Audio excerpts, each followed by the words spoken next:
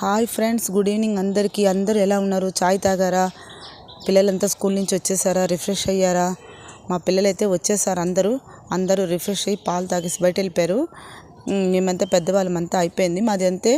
ఇక్కడైతే పెసరపప్పు అయితే నానబెట్టేసాను పొద్దున్నే, నైట్ ఈవినింగ్ డిన్నర్కి అవుతుందని. పెసరపప్పు అయితే మిక్సీ జార్కేసి వేసుకుంటున్నాను. క్వాంటిటీ ఎక్కువ లేదు, కొంచెం మోడరేట్గా ఉందని గ్రైండర్కి అయితే వేయలేదు, మిక్సీకే వేసుకుంటున్నాను. దీంట్లో కావాలంటే మనం అల్లము, పచ్చిమిర్చి, కొత్తిమీర ఏమన్నా వేసుకొని రుబ్బుకోవచ్చు అనమాట. నేను ఓన్లీ పచ్చిమిర్చి మాత్రమే వేసాను, ఇక్కడ అల్లం వేసుకోలేదు. పెసరపప్పు వచ్చి మెయిన్గా ఆరోగ్యానికి చాలా మంచిదండి. చలవ చేస్తుంది ఒంటికి, ఒంట్లో ఉండే వేడంతా కూడా తగ్గించేస్తుంది. అంతేకాకుండా దీంట్లో ఫైబర్ రిచ్ ఫుడ్ ఉండడం వల్ల మనకి జీవక్రియలంతా కూడా సాఫీగా సాగుతుందన్నమాట. ఏ ప్రాబ్లం ఉండదు, హెల్తీగా ఉంటాము. అంతేకాకుండా కాన్స్టిపేషన్ ప్రాబ్లం మెయిన్గా దీంట్లో ఉండదు. తప్పకుండా పిల్లలకు అలవాటు చేయండి. ఏదో ఒక రూపంలో, వాళ్ళ స్నాక్స్ రూపంలో స్వీట్ కానీ హాట్ కానీ ఎలాగో చేసి ఇవ్వండి. మొత్తానికి పెసరపప్పు ఆరోగ్యంలో చేర్చుకోవడం మంచిది.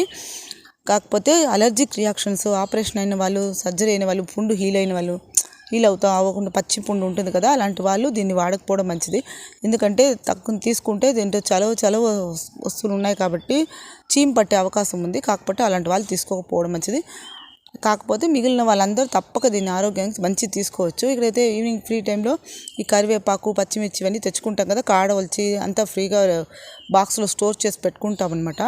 పచ్చిమిర్చిని ఇలా సేవ్ చేయడం వల్ల త్వరగా చెడిపోకుండా ఉంటుంది. Okay friends, bye.